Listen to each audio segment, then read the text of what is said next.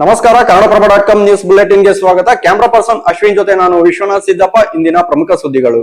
ರಾಜ್ಯದ ಹಲವು ಜಿಲ್ಲೆಗಳಲ್ಲಿ ಮಾರಣಾಂತಿಕ ಡೆಂಗ್ಯೂ ಜ್ವರದ ಹಾವಳಿ ಹೆಚ್ಚಾಗಿದೆ. ಹಾಸನ ಜಿಲ್ಲೆಯಲ್ಲಿ ಇದುವರೆಗೂ ಅತಿ ಹೆಚ್ಚು ಮಕ್ಕಳು ಬಲಿಯಾಗಿದ್ದರೆ ಇದೀಗ ಗದಗದಲ್ಲಿ 5 ವರ್ಷದ ಮಗು ಚಿರಾಯಿ ಹೊಸಮನಿ ಮೃತಪಟ್ಟಿದ್ದಾನೆ. ತೀವ್ರ ಜ್ವರದಿಂದ ಬಳಲುತ್ತಿದ್ದ ಚಿರಾಯಿ ಹೊಸಮನಿಯನ್ನು ಗದಗದ ಜಿಮ್ ಆಸ್ಪತ್ರೆಗೆ ದಾಖಲಿಸಿ ಚಿಕಿತ್ಸೆ ನೀಡಲಾಗುತ್ತಿತ್ತು. ಆದರೆ ಚಿಕಿತ್ಸೆ ಫಲಿಸದೆ ಚಿರಾಯಿ ಮೃತಪಟ್ಟಿದ್ದಾನೆ. ಅಲ್ಲದೆ ಹಾಸನದಲ್ಲೂ 23 ವರ್ಷದ ಯುವತಿ ಸುಪ್ರೀತಾ ಸಹ ಡೆಂಗ್ಯೂ ಜ್ವರಕ್ಕೆ ಬಲಿಯಾಗಿದ್ದಾರೆ ಎಂದು ಹೇಳಲಾಗುತ್ತಿದೆ. ರಾಜ್ಯದಲ್ಲಿ ಹೆಚ್ಚಿನ ಡೆಂಗ್ಯೂ ಪ್ರಕರಣಗಳು ವರದಿಯಾಗುತ್ತಿರುವ ಹಿನ್ನೆಲೆಯಲ್ಲಿ ರಾಜ್ಯದ ಎಲ್ಲಾ ಗ್ರಾಮ ಪಂಚಾಯಿತಿಗಳು ಮುನ್ನೆಚ್ಚರಿಕಾ ಕ್ರಮಗಳನ್ನು ಕೈಗೊಳ್ಳುವಂತೆ ಗ್ರಾಮೀಣಾಭಿವೃದ್ಧಿ ಮತ್ತು ಪಂಚಾಯತ್ ರಾಜ್ ಪ್ರಿಯಾಂಕ್ ಖರ್ಗೆ ನಿರ್ದೇಶನ ನೀಡಿದ್ದಾರೆ. ಕುಡಿಯುವ ನೀರು ಸರಬರಾಜು ಟ್ಯಾಂಕುಗಳು, ತೆರೆದ ತೊಟ್ಟಿಗಳು ಮತ್ತು ಸಾರ್ವಜನಿಕ ಶೌಚಾಲಯಗಳಲ್ಲಿ ನೀರು ಶೇಖರಣೆ ಮಾಡುವ ತೊಟ್ಟಿಗಳನ್ನು ವಾರಕ್ಕೊಮ್ಮೆ ಶುಚಿಗೊಳಿಸಲು ಕ್ರಮ ಕೈಗೊಳ್ಳುವಂತೆ ಸೂಚನೆ ನೀಡಿದ್ದಾರೆ.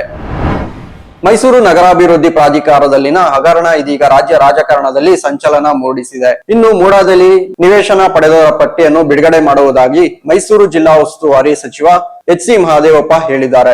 ಈ ಮೂಡ ಹಗರಣದ ಕುರಿತು ಮೈಸೂರಿನಲ್ಲಿಂದು ಮಾಧ್ಯಮಗಳೊಂದಿಗೆ ಪ್ರತಿಕ್ರಿಯಿಸಿರುವ ಮಾಜಿ ಮೈಸೂರು ಜಿಲ್ಲಾ ಉಸ್ತುವಾರಿ ಸಚಿವ ಬಿಜೆಪಿ ಶಾಸಕ ಎಸ್.ಡಿ. ಸೋಮಶೇಖರ್, ಮೂಡದ ಪ್ರತಿ ಮೀಟಿಂಗ್ ನಲ್ಲೂ ಶಾಸಕರ ಫೈಲುಗಳೇ ಇರುತ್ತಿದ್ದವು ಎಂದು ಸ್ಫೋಟಕ ಮಾಹಿತಿ ಬಹಿರಂಗಪಡಿಸಿದ್ದಾರೆ. ಮೂಡ ಸದಸ್ಯರಾಗಲು ಬೇರೆ ಜಿಲ್ಲೆಯ ಪರಿಷತ್ ಸದಸ್ಯರು ವಾಸಸ್ಥಳವನ್ನು ಮೈಸೂರಿಗೆ ಕೊಡುತ್ತಿದ್ದರು. ಈ ಮಟ್ಟಕ್ಕೆ ಇಳಿದು ಶಾಸಕರು ಲಾಬಿ ಮಾಡುತ್ತಿದ್ದರು ಎಂದು ಆರೋಪಿಸಿದ್ದಾರೆ. ಅಲ್ಲದೆ ತಮ್ಮ ಹೆಸರಿನ ಮೇಲೆ ಮೂಡಾದಲ್ಲಿ ಒಂದೇ ಒಂದು ಸೈಟ್ ಇದ್ದರೆ ಶಾಸಕ ಸ್ಥಾನಕ್ಕೆ ರಾಜೀನಾಮೆ ನೀಡುವುದಾಗಿ ಸೋಮಶೇಖರ್ ಸವಾಲು ಹಾಕಿದ್ದಾರೆ. ಮೈ ಶುಗರ್ ಕಾರ್ಖಾನೆಯ ವಿದ್ಯುತ್ ಬಿಲ್ ಮನ್ನಾ ಮಾಡುವ ಬಗ್ಗೆ ಪರಿಶೀಲಿಸಿ ಕಡತ ಮಂಡನೆಗೆ ಹಣಕಾಸು ಇಲಾಖೆ ಅಪರ ಮುಖ್ಯ ಕಾರ್ಯದರ್ಶಿಗೆ ಸಿಎಂ ಸಿದ್ದರಾಮಯ್ಯ ಸೂಚನೆ ನೀಡಿದ್ದಾರೆ. ಮಂಡ್ಯ ಮೈ ಶುಗರ್ ಕಾರ್ಖಾನೆ ಕಳೆದ 25 ವರ್ಷಗಳಿಂದ ವಿದ್ಯುತ್ ಬಿಲ್ ಕಟ್ಟಿಲ್ಲ. ಹೀಗಾಗಿ 52 ಕೋಟಿ ರು ಬಾಕಿ ಪಾವತಿಸುವಂತೆ ಚಾಮುಂಡೇಶ್ವರಿ ವಿದ್ಯುತ್ ಸರಬರಾಜು ಕಂಪನಿಯು ಮೈ ಶುಗರ್ ಸಕ್ಕರೆ ಕಾರ್ಖಾನೆಗೆ ನೋಟಿಸ್ ನೀಡಿತ್ತು. ರೈತರ ಹಿತದೃಷ್ಟಿಯಿಂದ ಕಾರ್ಖಾನೆ ಉಳಿಸಿಕೊಳ್ಳುವುದು ಅವಶ್ಯಕವಾಗಿದ್ದು ವಿದ್ಯುತ್ ಬಿಲ್ ಮನ್ನಾ ಮಾಡಬೇಕು ಎಂದು ಸಿಎಂ ಸಿದ್ದರಾಮಯ್ಯಗೆ ಪತ್ರದ ಮೂಲಕ ವಿಧಾನ ಪರಿಷತ್ ಸದಸ್ಯ ದಿನೇಶ್ ಗುಳಿಗೌಡ ಮನವಿ ಮಾಡಿದ್ದರು. ರಾಯಚೂರಿನಲ್ಲಿ 3 ಮೇಲೆ ದಾಳಿ ಮಾಡಿದ್ದ ಚಿರತೆಯನ್ನು ಹಿಡಿದು ಗ್ರಾಮಸ್ಥರೇ ಹೊಡೆದು ಕೊಂದಿದ್ದಾರೆ. ರಾಯಚೂರಿನ ದೇವದುರ್ಗ ತಾಲೂಕಿನ ಕಮದಾಳು ಗ್ರಾಮದಲ್ಲಿ 3 ಮೇಲೆ ಚಿರತೆ ದಾಳಿ ಮಾಡಿದ್ದು ಅವರ ಸ್ಥಿತಿ ಗಂಭೀರವಾಗಿದೆ. ಅರಣ್ಯಾಧಿಕಾರಿಗಳ ಕಾರ್ಯಾಚರಣೆ ವೇಳೆ ಚಿರತೆ ಸಿಗದ ಹಿನ್ನೆಲೆಯಲ್ಲಿ ಅಖಾಡಕ್ಕೆ ಇಳಿದ ಗ್ರಾಮಸ್ಥರೇ ಚಿರತೆ ಮೇಲೆ ದಾಳಿ ಮಾಡಿ ಅರಣ್ಯಾಧಿಕಾರಿಗಳ ಎದುರೇ ಚಿರತೆಯನ್ನು ಕೊಂದು ಹಾಕಿದ್ದಾರೆ.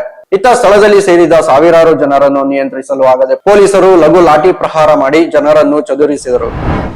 ರಾಜ್ಯದ ಹಲವು ಜಿಲ್ಲೆಗಳಲ್ಲಿ ಧಾರಾಕಾರ ಮಳೆಯಾಗುತ್ತಿದೆ. ಅರಬ್ಬಿ ಸಮುದ್ರದಲ್ಲಿನ ವೈಪರೀತ್ಯ ಕಾರಣ ರಾಜ್ಯದಲ್ಲಿ ಮುಂಗಾರು ಮಳೆ ಮುಂದುವರೆದಿದ್ದು ಕರಾವಳಿ ಜಿಲ್ಲೆಗಳಲ್ಲಿ ರೆಡ್ ಅಲರ್ಟ್ ಘೋಷಿಸಲಾಗಿದೆ. ಉತ್ತರ ಕನ್ನಡ, ಉಡುಪಿ ಮತ್ತು ದಕ್ಷಿಣ ಕನ್ನಡ ಜಿಲ್ಲೆಗಳಲ್ಲಿ ರೆಡ್ ಅಲರ್ಟ್ ಘೋಷಿಸಲಾಗಿದೆ. ಇನ್ನು ಬೆಂಗಳೂರು, ಹಾಸನ, ಶಿವಮೊಗ್ಗ, ಚಿಕ್ಕಮಗಳೂರು, ಮೈಸೂರು, ಕೊಡಗಿನಲ್ಲೂ ಭಾರಿ ಮಳೆಯಾಗುತ್ತಿದೆ. ರಾಜ್ಯದ ಹಲವು ಪ್ರಸಿದ್ಧ ಜಲಪಾತಗಳು ಧುಮ್ಮಿಕ್ಕಿ ಹರಿಯುತ್ತಿದ್ದು ಪ್ರವಾಸಿಗರ ಹುಚ್ಚಾಟವೂ ಹೆಚ್ಚಾಗಿದೆ. ಹೀಗಾಗಿ ಅಪಾಯಕಾರಿ ಜಲಪಾತಗಳಿಗೆ ಇಳಿಯದಂತೆ ಜಿಲ್ಲಾಡಳಿತ ನಿರ್ಬಂಧ ವಿಧಿಸಿದೆ.